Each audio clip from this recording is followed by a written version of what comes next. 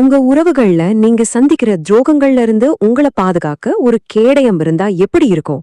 அப்படி ஒரு சக்தி வாய்ந்த கேடயத்தை தான் சாணக்கியரோட போதனைகள் நமக்கு கொடுக்குது. வாங்க, அந்த ரகசியங்களை நாம இப்ப தெரிஞ்சுக்கலாம்.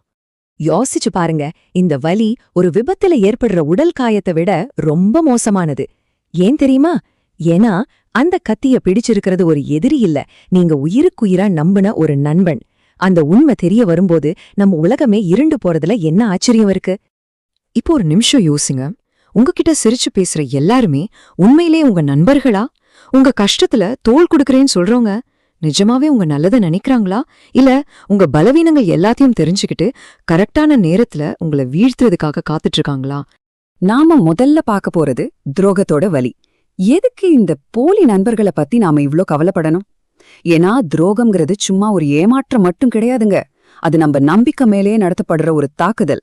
அந்த ஆழமான வலிய முதல்ல புரிஞ்சுக்கிட்டாதான் அதுல இருந்து வெளியே வர்றதுக்கான முதல் படியை எடுத்து வைக்க முடியும். சாணக்கியர் சொல்றது போல, இந்த உலகம் ஒரு விசித்திரமான காடு மாதிரி. இங்க பசுத்தோல் போர்த்திய புலிகள் நிறைய சுத்திட்டு இருக்கு. அவங்க பாக்குறதுக்கு ரொம்ப சாதுவா நண்பர்கள் மாதிரி தான் தெரிவாங்க.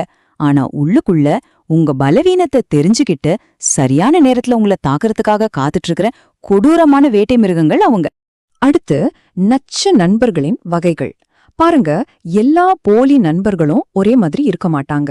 அவங்க அடையாளம் கண்டுபிடிக்கணும்னா அவங்க முகமூடிக்கு பின்னால இருக்கிற உண்மையான குணத்தை நாம தெரிஞ்சுக்கணும். சாணக்கியர் இவங்கள 3 முக்கிய வகையா பிரிக்கிறாரு. வகை முகஸ்துதி பண்றவங்க. ஒரு உண்மையான நண்பன் எப்படி இருப்பான்? ஒரு கண்ணாடி மாதிரி நம்ம குறைகளை அப்படியே காட்டுவான். அது கொஞ்சம் வலிக்கத்தான் செய்யும், ஆனா நம்ம வளர்ச்சிக்கு அது ரொம்ப முக்கியம். ஆனா இந்த முகஸ்துதி பண்றவங்க இருக்காங்களே, அவங்க நம்ம தப்ப கூட கொண்டாடுவாங்க.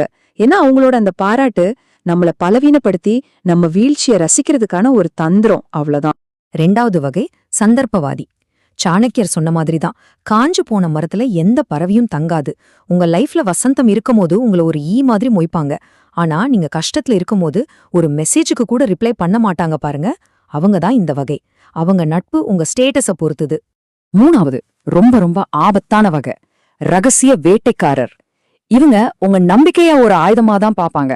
உங்க குடும்ப ரகசியங்கள், உங்க பலவீனங்கள், உங்க கடந்த கால தப்புகள்னு எல்லாத்தையும் சேகரிச்சு வச்சுக்குவாங்க. எதுக்கு தெரியுமா? சரியான நேரத்துல அதையே உங்களுக்கு எதிரா பயன்படுத்துறதுக்கு. உங்க ரகசியத்தை சந்தையில ஏலம் விடுற மாதிரி. அதனால ரொம்ப முக்கியமான விஷயம் என்னன்னா, உங்க மனசோட ஆழமான ரகசியங்களை யார்கிட்டயும் முழுசா திறந்து காட்டாதீங்க.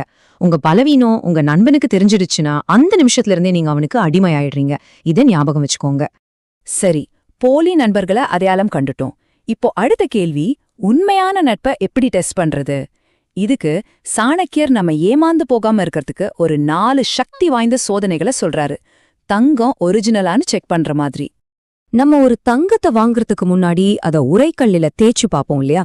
அதே மாதிரி ஒருத்தரை நம்ம இதயத்துல வெக்கறதுக்கு முன்னாடி அவங்கள சோதிக்கணும்னு சாணக்கியர் சொல்றார். ஏன்னா போலி தங்கம் நம்ம பணத்தை மட்டும்தான் காலி பண்ணும். ஆனா ஒரு போலி நட்பு நம்ம வாழ்க்கையே சிதைச்சிடும். அப்போ சாணக்கியரோட அந்த 4 டெஸ்ட் என்னன்னு பாக்கலாமா? 1 தியாகம். உங்களுக்காக சின்ன சின்ன விஷயங்களை விட்டு கொடுக்கறாங்களா? 2 குணம். அவங்கள விட அதிகாரம் கம்மியா இருக்கிறவங்க கிட்ட எப்படி நடந்துக்கறாங்க? 3 ஒழுக்கம். அவங்க சொந்த வாழ்க்கையில நேர்மையா இருக்காங்களா? கடைசியா 4வது செயல். அவங்க சொல்றதுக்கும் செய்யறதுக்கும் சம்பந்தம் இருக்கா?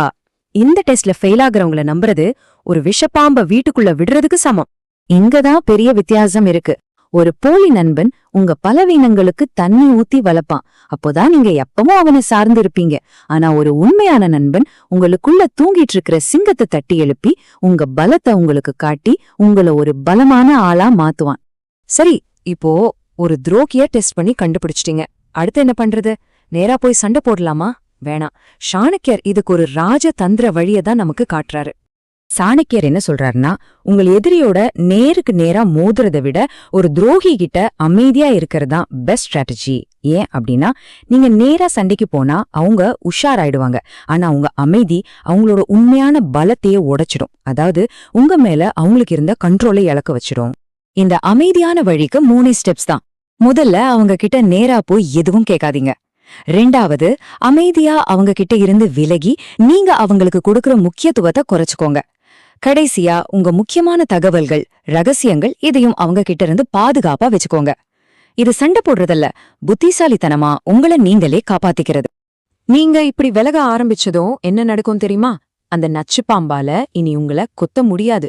உங்ககிட்ட இருந்து எந்த சக்தியும் கிடைக்காதுன்னு தெரிஞ்சதும் அது ஆட்டோமேட்டிக்கா வேற இரைய தேடி போயிடும். இது நம்ம மனநிலைய மாத்துறத பத்தினது. ஒரு தகுதி இல்லாத ஆள் உங்க வாழ்க்கைய விட்டு போனா நீங்க அழக்கூடாது, சந்தோஷப்படணும். ஏன்னா உங்க வாழ்க்கை சுத்தமாகுது. ஒரு மரத்திலிருந்து காஞ்ச இலை விழுந்தா அதுக்கு யாரும் அழமாட்டாங்க இல்லையா? அது மாதிரிதான் இதுவும். இத ஒரு இழப்பா பாக்காதீங்க, ஒரு சுத்திகரிப்பா பாரு. சரி, கடைசி பகுதிக்கு வந்தாச்சு. வெற்றியே சிறந்த பழி வாங்கல். துரோகிகளெல்லாம் விலக்கி வச்சுட்டோம். இப்போ நம்ம சக்திய, நம்ம ஆற்றல எங்க செலவு பண்றது? வாங்க இந்த பகுதியோட ரொம்ப சக்தி வாய்ந்த ஒரு விஷயத்த பத்தி பார்க்கலாம். உங்களுக்கு துரோகம் செஞ்ச ஒருத்தருக்கு நீங்க கொடுக்கக்கூடிய மிகப்பெரிய பனிஷ்மெண்ட் என்ன நினைக்கிறீங்க? பழிக்கு பழியா? இல்லவே இல்ல. சாணக்கியரோட பதில் இதை விட ரொம்ப ஆழமானது. பதில் ரொம்ப சிம்பிள். அவங்க உங்களுக்காக ஒருபோதும் கற்பனை கூட பண்ணி பாத்துறாத ஒரு உயரத்துக்கு நீங்க போறதுதான் உங்க வெற்றி. அதுதான் நீங்க அவங்களுக்கு கொடுக்கற மௌனமான ஆனா மிக கடுமையான அடி. இது மொத்தமா உங்க எனர்ஜிய எங்க முதலீடு பண்றீங்கங்கறத பத்தினது. அவங்க சொல்ற அவதூறுக்கெல்லாம் பதில் சொல்லி உங்க நேரத்தையும் சக்தியும் வேஸ்ட் பண்ணாதீங்க. அதுக்கு பதிலா அந்த எனர்ஜிய உங்க வெற்றிக்கான எரிபொருளா மாத்துங்க. பாருங்க, உங்க மௌனம் அவங்கள தோற்கடிக்கும், ஆனா உங்க வெற்றியோட சத்தம் அவங்கள தலகுனிய வைக்கும். அதனால ஒன்னு புரிஞ்சுக்கோங்க, துரோகம் உங்கள முட்டாளாக்க வரல.